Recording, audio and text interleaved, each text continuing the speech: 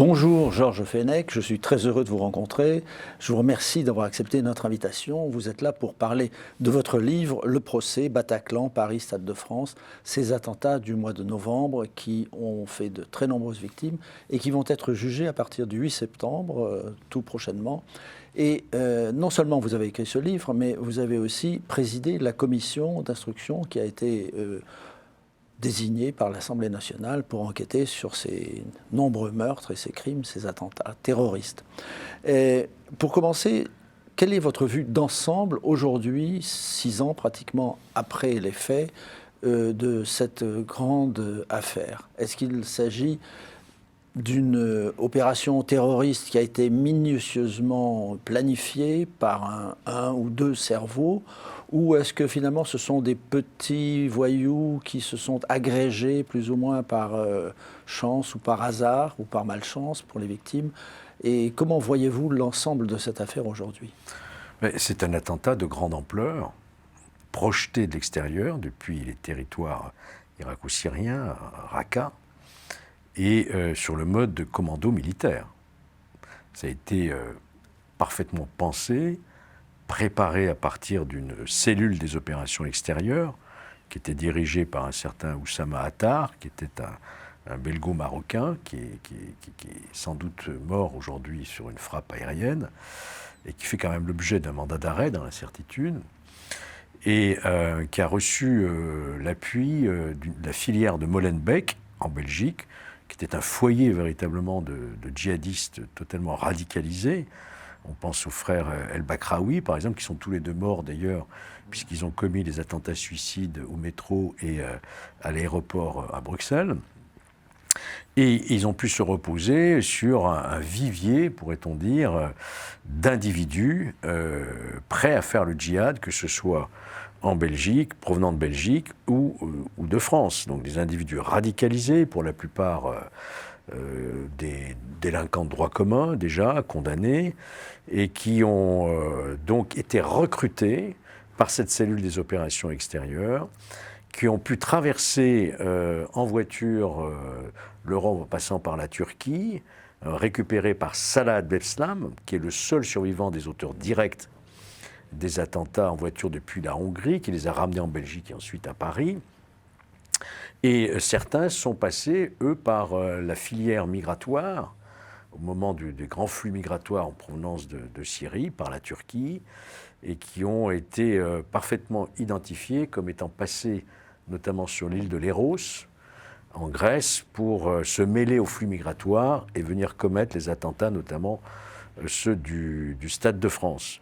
Donc l'image qu'on peut en avoir de ces attentats, ce sont des attentats parfaitement organisés, planifiés, sur le type militaire, avec des faux papiers, des faux documents, des armes, des kalachnikovs, etc., des explosifs, des gilets explosifs. Donc tout avait été parfaitement programmé. Et depuis d'ailleurs 2015, depuis le 13 novembre 2015, nous n'avons pas subi d'autres attentats de cette envergure, sinon des attentats d'origine endogène, commis par des individus présents sur place en France. Et alors, comment expliquez-vous que cette fameuse cellule de Molenbeek ait pu exister, ait pu croître tranquillement, sans que les services spéciaux, sans qu'on les détecté Est-ce que c'est dû à une particularité locale de la Belgique, des services belges? Alors, c'est également la question que je me suis posée lorsque je présidais donc les travaux de cette commission d'enquête parlementaire. Nous sommes déplacés, nous avons été à Molenbeek, nous avons rencontré la bourgmestre, nous avons rencontré les services de renseignement, nous avons aussi échangé avec nos homologues qui eux-mêmes ont monté une commission d'enquête parlementaire au Parlement de Bruxelles. Ce qu'il en ressort d'abord, c'est qu'il y a effectivement ces villes périphériques comme Molenbeek autour de Bruxelles, qui sont des lieux de communautarisme très très importants. Un peu ce qu'on peut connaître, nous, dans certains quartiers, si vous voulez, mais là, c'est à une plus grande échelle, et avec une radicalisation qu'au fond, les Belges ont voulu sous-estimer à cette époque-là. Ils le reconnaissent aujourd'hui. Et quand ils ont vu les premiers individus partir en Syrie, ils se sont dit, au fond, ils partent, tant mieux, ils n'ont pas imaginé qu'ils allaient revenir pour commettre des attentats à Paris et à Bruxelles. Je pense qu'il y a eu une sous-estimation, probablement de la dangerosité à venir de ces individus. Donc, et puis aussi un phénomène de communautarisme et d'islamisation politique qui n'a pas été véritablement combattu par les élus à l'époque de ces villes périphériques à Bruxelles. Et est-ce qu'on est toujours menacé par ce genre de phénomène? Est-ce qu'en France, ça existe ou est-ce qu'on peut le savoir même? Écoutez, il n'y a qu'à voir malheureusement la série d'attentats qui a été commis depuis le 13 novembre 2015 en France. Je rappelle simplement l'attentat de Nice, Saint-Étienne-du-Rouvray, le prêtre égorgé en plein office. Et je pourrais faire l'énumération de tous ces attentats, sans compter ceux qui ont pu être déjoués aussi par nos services de renseignement, qui font un travail très efficace, plus efficace encore aujourd'hui. Est-ce que la menace d'un attentat de grande ampleur projeté en France est encore possible? Je pense que malheureusement, on ne peut pas l'écarter. C'est l'avis de Laurent Nunez, qui s'est exprimé là-dessus, qui est aujourd'hui le responsable du Centre national de contre-terrorisme auprès du chef de l'État. C'est l'avis de nos services spéciaux. Et puis, quand nous voyons l'actualité aujourd'hui, ce qui se passe notamment en Afghanistan, avec la résurgence, si on peut dire, de l'État islamique, en capacité de commettre des attentats, on l'a vu, de Al-Qaïda également, qui le 15 juillet dernier a proféré des menaces très précises contre la France, à travers leur agence parfaitement authentifiée, en visant même le président de la République et le ministre de l'Intérieur, s'en prenant notamment à notre législation sur le voile islamique, notre législation sur le séparatisme, le fait que le président de la République, Emmanuel Macron, considère que le blasphème et les caricatures font partie de notre droit et de notre liberté d'expression. Tout cela est mal perçu par ces mouvements radicaux, et donc on ne peut malheureusement pas exclure qu'un jour ou l'autre, il y ait à nouveau un attentat commandité depuis l'étranger. Est-ce qu'il y a eu donc une défaillance des services français dans cette affaire? Je veux dire, avant son déclenchement, est-ce que les services français avaient eu des indices mais n'en ont pas tenu compte, par exemple? Moi, très franchement, le 13 novembre 2015, nous n'étions pas prêts. La France n'était pas structurée pour parer une telle attaque. Il faut quand même rappeler qu'il y a eu 130 morts ce soir-là, des centaines de victimes, c'est-à-dire le plus grand nombre de victimes sur le sol français, le sol national, depuis la fin de la Seconde Guerre mondiale. Mais certainement des blessés aussi qui subissent de encore blessés, bien sûr, les conséquences. Tout à fait.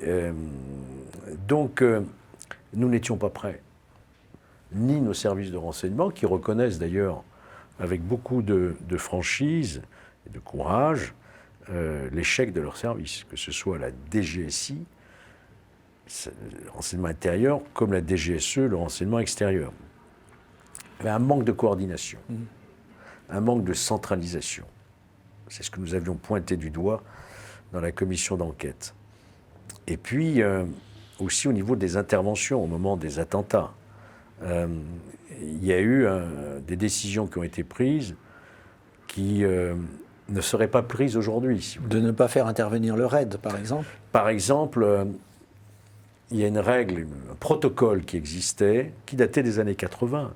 C'est-à-dire des années où les groupes terroristes, on les connaissait, ils avaient quelque chose tout de même à négocier, donc on prenait son temps. Là, c'est totalement différent. On a des terroristes qui viennent faire le plus grand nombre de victimes, qui n'ont rien à négocier et qui n'aspirent qu'à une chose, c'est de mourir en martyr. Donc nos protocoles de l'époque n'étaient plus d'actualité. Et donc lorsque les attentats se déclenchent, le 13 novembre 2015, on s'est quand même posé la question de savoir pourquoi ça n'est pas le RAID, cette unité spécialisée uniquement dans ce type d'intervention, qui a été désignée, et pourquoi avons-nous laissé la BRI, la Brigade de recherche et d'intervention, agir? Parce qu'au fond, à l'époque, c'était le critère de territorialité qui l'emportait. C'est-à-dire, suivant la zone où on se trouvait, c'était l'unité. Si c'est Paris, c'est la BRI. Si c'est zone urbaine ailleurs que Paris, c'est le RAID. Et si c'est en milieu, disons, plus rural, c'est le GIGN. Vous voyez sauf que là, il fallait que ce soit le RAID. Ceci dit, la BRI sont des hommes valeureux, courageux, qui ont été jusqu'au bout. Ils ont libéré les derniers otages. Un commissaire a été grièvement blessé. Donc, ce n'est pas les hommes qui sont en cause, c'était nos protocoles. De même, autre point qui nous avait quand même interpellés, c'est la non-intervention active de la force Sentinelle. Car dès la première minute devant le Bataclan, il y a 8 militaires de la force Sentinelle qui sont présents et qui ne reçoivent pas l'autorisation d'engager le feu, notamment contre l'un des 3 terroristes qui étaient à l'extérieur d'établissement dans le passage Saint-Pierre-Amelot. Pour la raison qu'à l'époque, la force Sentinelle ne pouvait pas engager le feu, n'étant pas en état de guerre sur notre sol. Voilà la réponse qui a été faite, quoi. Alors autant vous dire que tout cela, évidemment, a été revu depuis, et que, souvenez-vous, la force Sentinelle a ouvert le feu à la gare Saint-Charles de Marseille ou au Louvre quand il y a eu des attentats.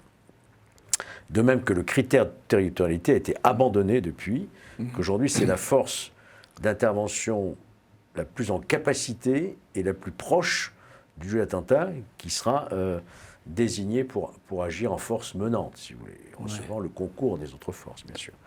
Donc vous voyez qu'on a revu tous ces protocoles, mais surtout, il y a également, au moment des premiers tirs de Kalachnikov, il y a très rapidement les BAC, les brigades anticriminalité, notamment celles de 94, qui sont là, mais qui n'ont pas la possibilité d'entrer, parce que d'abord, ils ne sont pas formés, ils ne sont pas équipés, et ils n'ont pas l'autorisation d'entrer en milieu confiné. Leur rôle, c'est d'attendre, de sécuriser le périmètre extérieur, et d'attendre l'arrivée des forces d'élite. Sauf que maintenant, on sait que c'est dans les premières minutes que le massacre peut se produire, car il s'agit d'une tuerie de masse. Il ne s'agit pas d'une prise d'otage, c'est d'une tuerie de masse. Et donc, on en a tiré les conséquences. C'était l'une des propositions qui a été faite par la commission d'enquête, qui était entièrement travaillée et reprise par le ministre de l'Intérieur Bernard Cazeneuve à l'époque. C'est-à-dire qu'aujourd'hui, toutes les BAC de France, les brigades anticriminalité, mais également tous les PSIG de la gendarmerie, qu'on appellera maintenant les PSIG sabres. PSIG, c'est quoi, pardon ? PSIG, c'est le peloton de surveillance et d'intervention de la gendarmerie. Sont équipés partout en France, formés par le RAID et le GIGN, avec des boucliers, des casques Kevlar, des armes longues, pour pouvoir intervenir comme primo-intervenant, sans attendre les 20 ou 25 minutes nécessaires à la force d'élite pour intervenir. Voyez-vous ? Donc, si ce protocole avait été changé avant le 13 novembre, les BAC qui auraient été présentes auraient pu intervenir très rapidement. Et d'ailleurs, c'est dans ce chaos, dans ce désastre, dans cette tragédie, que la lumière est venue d'un commissaire, qu'on appellera le commissaire X, qui a toujours voulu garder l'anonymat, qui, étant avec son chauffeur, ayant appris par radio ce qui se passait, s'est porté immédiatement sur les lieux, et qui lui a eu ce spectacle que je viens de vous décrire, et qui entendait les tirs. Il a enfreint le protocole. Héroïquement, il est rentré avec son arme de service, une arme de poing, face à des Kalachnikov, et ils ont réussi, parce qu'ils sont 2 tireurs d'élite, ils se connaissent bien. Ils sont rentrés, ils ont vu ce spectacle hallucinant où les corps étaient enchevêtrés, il y avait un silence total, une lumière aveuglante, car dans la régie, quelqu'un avait actionné, et ils voyaient, à 25 mètres environ, l'un des 3 assaillants, qui sera identifié comme étant Sami Amimour, en train d'ordonner à un spectateur, un jeune, de s'agenouiller sur la scène. Ils ont pris leurs appuis-feu dans le silence total et ils l'ont abattu. C'est-à-dire qu'à partir de ce moment-là, il n'y a plus eu un seul mort au Bataclan. Mais c'est un moment très fort de votre livre. Un moment très fort. Un moment très fort de votre livre. Ces événements, et qui montrent bien qu'il faut agir tout de suite. Ça a créé un effet de sidération. Les 2 autres auteurs se sont réfugiés à l'étage, ont essayé d'atteindre le commissaire, mais ils ne sont pas arrivés. Et ils ont pris des otages, et c'est ensuite la BRI qui est intervenue pour les libérer, voyez-vous. Donc la leçon à tirer de tout ça, c'est qu'il fallait intervenir, je dirais, à l'israélienne. D'ailleurs, nous sommes allés aussi à Tel Aviv pour comprendre et voir comment les Israéliens s'étaient structurés, organisés pour lutter contre les attentats. Donc il faut aller et frapper tout de suite, ne pas attendre, ne pas négocier, parce qu'il n'y a rien à négocier. Et alors vous avez aussi, tout à l'heure, lorsque nous parlions de la préparation de cette émission, vous m'avez signalé que vous avez participé à la réalisation d'un documentaire qui va être diffusé ou qui est déjà disponible sur Arte concernant ces attentats, et qu'il y a eu là aussi une espèce de manqué, de loupé, parce qu'une brigade d'élite qui aurait pu intervenir, on l'a renvoyé ailleurs. Alors ça, je dois dire que c'est un élément qui m'a interpellé, qui n'était pas remonté à l'époque au moment de nos travaux, à la commission d'enquête. J'ai découvert dans ce documentaire, par le travail qui a été fait par le réalisateur, qu'effectivement, il y aurait eu donc cette brigade de 6 fonctionnaires de la brigade d'intervention qui revenaient de l'entraînement et qui sont passés à proximité du Bataclan. Ils étaient armés, équipés, ils n'ont pas eu l'autorisation d'entrer. Ils ont dû rejoindre au 36 quai des Orfèvres, c'est ce qu'ils expliquent, pour s'intégrer dans la colonne qui allait ensuite intervenir. Donc il y a eu des minutes précieuses. C'est la bureaucratie. Je ne sais pas. Je suis incapable de vous répondre. Peut-être que le procès qui s'ouvre permettra de faire la lumière sur ce que vous appelez un loupé, ce qui serait véritablement un vrai scandale, quoi. Oui. Alors, dans votre carrière de juge d'instruction, est-ce que vous avez déjà approché des terroristes ou des terroristes en devenir, comme ceux qui ont perpétré ces attentats? Est-ce que vous avez une idée sur la psychologie de ces personnes, de ces gens? Vous savez, j'étais juge d'instruction à Lyon et à l'époque, nous avions été frappés par la branche lyonnaise d'Action Directe. Frérot, vous vous souvenez, et l'assassinat du général Delfos notamment. Donc je les ai vus, bien entendu. J'ai assisté à des audiences, des procès. Bon. La psychologie d'un terroriste, malheureusement, c'est un constat, c'est qu'il ne change pas. Il ne change pas. Même après 30 ans de prison, on voit bien ce qu'il en est advenu de certains d'entre eux qui restent toujours convaincus que l'action violente fait partie de la panoplie à utiliser pour faire prévaloir leur idéologie, en réalité. Oui. C'est ça qui me frappe surtout, c'est de voir à quel point ces gens sont structurés mentalement comme légitimes, en quelque sorte, que l'on soit djihadiste venant d'Irak ou de Syrie, que l'on soit Al-Qaïda allant frapper les États-Unis. Che Guevara. Peut-être même, Che Guevara, encore là, il y a une dimension encore peut-être plus politique, bien entendu. Mais voilà, c'est-à-dire de légitimer la violence pour obtenir gain de cause, quoi, dans sa vision d'une société nouvelle. Et ça, c'est ça qui me frappe, c'est que ces individus, au fond, ne changent pas, ne font jamais amende honorable, et vont purger leur peine, mourir même en prison, mais ne reviendront pas sur leur erreur. Car il est évident que ce n'est pas de cette manière-là qu'on fait triompher ces idées. Comment voyez-vous le déroulement de ce procès? C'était une œuvre de longue haleine, et il y a déjà 6 ans qui se sont écoulés pratiquement. D'un point de vue technique, comment est-ce que ça va se passer? Parce qu'en fait, les auteurs principaux, si j'ose dire, des attentats sont tous morts sauf un, n'est-ce pas? C'est lui qui va être au centre du procès. Comment est-ce qu'on organise ce genre de choses? Alors, il y aura des grands absents au procès. Qui est absent? Ceux qui ont décidé, à commencer par Abou Bakr al-Baghdadi, le calife autoproclamé de l'État islamique qui a été abattu par les forces spéciales américaines. Adnani également, il y aura Oussama Attar, le chef de la cellule des opérations extérieures. Tous ces gens-là sont morts sur les théâtres de guerre. Et quant aux auteurs directs des attentats à Paris, ils sont tous morts également, soit en kamikaze, soit abattus par les forces, notamment Abdelhamid Abaoud, qui a échappé le soir même et qui sera retrouvé le 17 novembre, et abattu par le RAID. Il nous reste effectivement, comme auteur direct, Salah Abdeslam, qui n'a jamais parlé véritablement, qui a toujours refusé de s'expliquer, qui a fait simplement des déclarations entre guillemets politiques, et qui sera dans le box. Mais à côté de lui, il y aura tout de même 14 individus qui sont des complices, des logisticiens qui ont permis aux attentats de se réaliser. Ce sont tous ceux qui ont loué les voitures, fourni les faux documents, trouvé les appartements conspirationnistes, véhiculer ces gens-là. Voilà, donc ceux-là sont dans le box à des responsabilités à degrés divers. Hein. 3 comparaissent libres, hein, ils sont sous contrôle judiciaire, 11 détenus. Voilà, c'est un procès qui effectivement essaiera de faire toute la lumière. Moi, j'ai été vraiment impressionné par le travail des juges d'instruction pendant ces 5 ans, exceptionnel, où ils ont vraiment tout retrouvé, on peut dire, grâce à une coopération internationale qu'il faut saluer.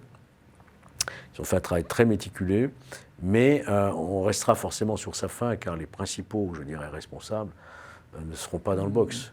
Mais il n'en demeure pas moins que le procès va avoir lieu, qu'il y aura Salah Abdeslam, qu'il y aura les complices, et que les parties civiles et les familles qui attendent que la justice réponde à des questions auront, pendant ces mois d'audience, c'est un procès hors norme qui durera 8 mois, il y a 350 avocats, plus de 1700 parties civiles, ces réponses, ils les attendent et ils ont le droit à ce que la justice, effectivement, réponde à leurs attentes. Bien entendu, mais alors là, il y a quand même un problème en raison du nombre important de participants qui ne sont plus là, qui sont décédés, qui ont été tués. Par exemple, vous dites Baghdadi a organisé ces attentats, ou il était l'un des organisateurs. Il les a décidés, en tout cas. Oui. Comment le prouver ? Comment est-ce que ça va être prouvé Là, en ce qui le concerne, l'action publique est éteinte, oui. Comme on dit. Donc il n'y aura pas de jugement d'al-Baghdadi, il est mort. Non, pas de jugement, voilà. Mais ça sera dit à travers le réquisitoire d'avocat général, à travers ce qu'en diront aussi les avocats. Et tout le monde sait, puisque ça a été revendiqué par al-Baghdadi, les attentats. Il a salué les soldats du califat morts en héros, en martyrs, etc. Je veux dire, ça c'est un fait établi. C'est un fait établi, il n'y a même pas besoin de le prouver. Par contre, on découvrira effectivement certains visages qui seront probablement projetés, je ne sais pas comment le président a organisé son audience, mais d'Oussama Attar, des frères al-Bakraoui, etc. Ce sont des visages qui ne sont pas très connus en réalité du grand public, et on les verra. Et on sait que ce sont ceux-là. Comment ça sera prouvé? Par les témoignages des autres présents, les complices, qui vont dire oui, effectivement, al-Bakraoui m'a demandé d'eux, Oussama Attar m'avait demandé. Donc, les différentes déclarations que feront les autres accusés permettront d'asseoir une conviction sur la culpabilité de ces gens-là qui font l'objet de mandats d'arrêt. Hein, parce que à 99% ou 100% pour certains, on sait qu'ils sont morts. Mais comme on n'en a pas la preuve formelle, les juges ont préféré lancer des mandats d'arrêt et les juger par défaut, par contumace. Ce sera donc aussi un procès pour l'histoire, parce qu'il va être filmé intégralement. Et ensuite, est-ce que vous êtes favorable, vous, en tant qu'ancien juge, à ce que ces documents soient gardés sous le boisseau pendant très longtemps, ou est-ce qu'on pourrait déjà peut-être éventuellement envisager de pouvoir les mettre à la disposition des chercheurs assez rapidement? Oui, moi je crois que c'est ce qu'il faut faire. Il n'y a pas de raison d'attendre des années, comme on l'avait fait pour le premier procès filmé. Vous vous souvenez, l'affaire, le jugement de Klaus Barbie à Lyon, il a fallu une loi spécifique demandée par Robert Badinter pour filmer ce procès, c'était une première, et il a fallu une loi pour autoriser sa diffusion. Je sais que le garde des Sceaux, puisqu'il l'a annoncé, Éric Dupond-Moretti, veut davantage de transparence de la justice et veut introduire des caméras de manière évidemment organisée, hein, pour filmer des procès à but pédagogique. Je ne doute pas que ce procès-là sera diffusé en temps bien proche, si vous voulez, de l'audience, de façon à ce qu'on comprenne et que tous les Français puissent avoir accès finalement à ce procès. Est-ce que vous êtes resté un homme politique? Est-ce que vous pouvez vous exprimer sur la prochaine élection présidentielle? Dans quel état d'esprit êtes-vous? Alors, moi, vous savez, j'ai été parlementaire, donc effectivement, j'ai été élu 3 fois, hein, député du Rhône. La politique, je m'en suis mis en retrait, je dirais, aujourd'hui, puisque j'exerce d'autres activités, notamment comme consultant sur la chaîne CNews, mais je fais beaucoup de formations aussi, des élus, de conférences. Mais pour autant, vous savez, je ne suis pas de ceux qui laissent terminer, je ne sais pas, peut-être que les circonstances faisant, peut-être que je serai amené à m'exprimer, voire peut-être à reprendre du service, comme on dit, s'il me semble nécessaire de le faire. Mais pour l'instant, je suis dans une démarche plutôt de retrait, d'observateur, de commentateur de la vie politique française, qui évidemment m'intéresse toujours. Eh bien, c'est une chance pour les personnes qui s'intéressent à la politique, qui s'intéressent également à ce qui se passe dans ce pays, parce que le livre que vous publiez aux éditions du Rocher, Bataclan, Paris, Stade de France, le procès, est vraiment très intéressant et je recommande vivement sa lecture. Merci beaucoup. Merci à vous.